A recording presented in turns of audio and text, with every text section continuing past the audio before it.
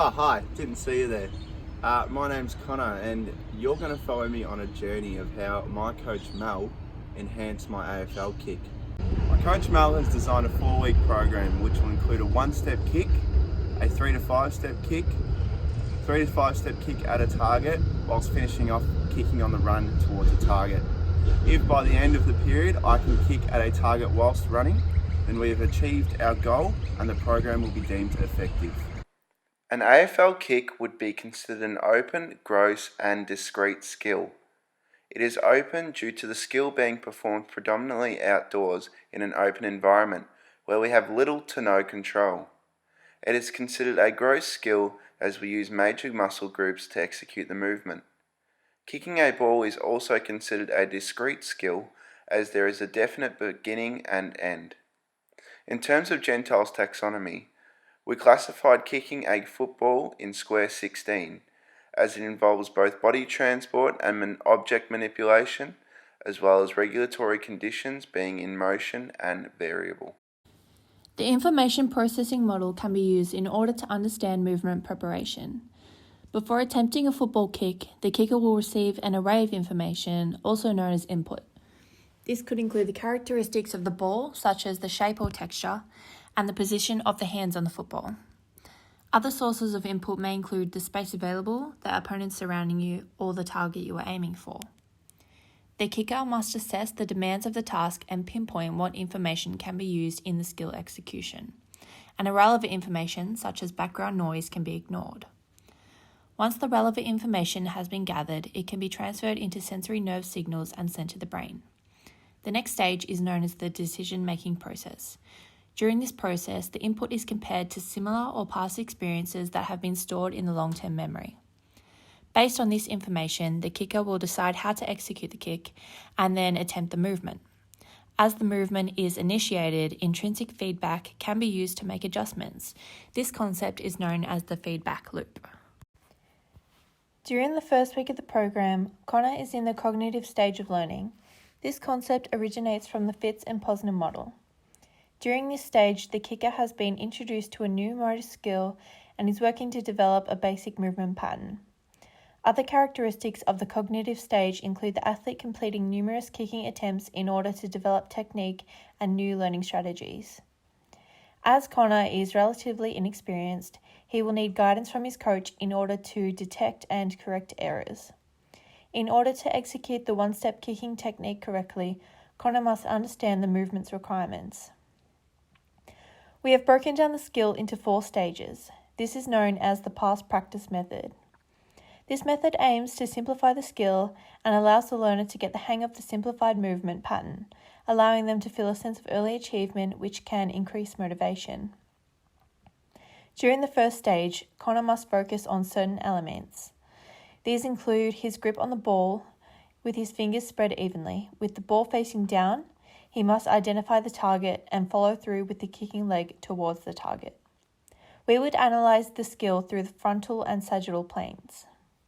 When designing our program, we had to consider pre-instruction considerations. A successful program must take into account the type of athlete they are working with. Connor is an analytic learner and learns best when information is broken down into digestible parts in a sequential manner. Hence why the kick has been simplified and will be progressed each week. Connor is also a visual learner and is able to learn more effectively after watching demonstrations of the movement patterns. Teaching strategies for optimal learning that will be used are real-life and video demonstrations. In order for the athlete to perform the football kick, they will need to manipulate variables within the movement to meet the demands of the situation. This is also known as control. Connor will need to coordinate and control the available degrees of freedom to perform the kick correctly. When performing the movement, drawing upon a generalized motor program theory will enable the athlete to draw upon motor commands required to execute the kick that are stored in the memory. Elements of general motor program theory, such as invariant features, remain similar when executing the same movement. These features include the hand position and the sequence of the kick. Other elements known as parameters can be altered in different kicking trials. Parameters of the kick include the timing, relative force used, and direction of the kick. In the second week of the program, the athlete will progress his one-step kick into a 3 to 5-step kick. During this phase, Connor will focus on improving his speed and coordination. The learner has now entered the associative stage. This stage is characterized by the refinement of the movement pattern. Connor aims to kick with more consistency and fewer errors. He is also now developing the ability to detect and develop strategies to improve his technique. In this situation, Gentile's two-stage model of learning can be applied. During the third phase of the program, Connor will now continue to use his 3 to 5-step kick. However, to progress the movement, he will now focus on accuracy. This will be done by aiming at a target. Cues that will help the athlete to improve accuracy will be to line up the body with the target, point your toes towards the target, and follow through with the kicking leg. Connor will be given clear and effective instructions to ensure his undivided attention and that he understands the task requirements. Connor will have an external focus. For example, he will focus on the follow-through of his kicking leg to the target. The social cognitive theory of observational learning suggests that a learner can observe and apply desirable behaviours from watching the skill be executed. As a coach, I will demonstrate correct technique in order to reinforce to Connor how the skill should be performed. This concept draws upon the mirror neuron theory, which refers to nerve cells that fire when we perform or watch someone else perform a particular skill. Through this method, observational learning occurs, which will in turn help Connor to improve his technique. This technique has been used each week as Connor is introduced to a new progression of the kick. It is common for an athlete to reach a stage where their learning plateaus. This can occur for many reasons, including fatigue or lack of motivation. If the plateau has occurred because the learner is lacking motivation, tools can be implemented to combat this issue.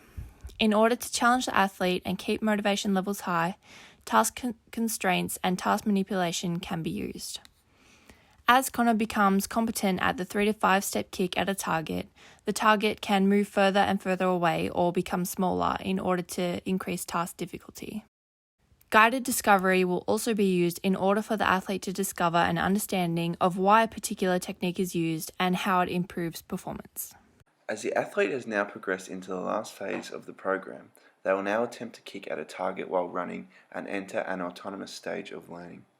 Throughout the 4-week program, Connor has slowly acquired the skills to complete the program and is now competent in kicking an AFL football at a target on the run. Oh, didn't see you there. Welcome back. Thank you for following me on the journey of learning how to kick an AFL football. Throughout the program, I faced many execution errors which Mel and I worked to correct through the use of video replay. Before the training program, I could see that my ball grip and ball drop were pretty poor. When transitioning into a 3 to 5-step kick, I wasn't pointing my toes, which led me to sky the ball. When it came to kicking at a target, my arms were not out to counterbalance and the dominant hand wasn't guiding the ball down to my foot, which does not help balance and accuracy respectively. This allowed intrinsic feedback where I personally could visualise what I was doing wrong. From this, Mel was able to provide prescriptive feedback so that I could correct the error and refine the skill.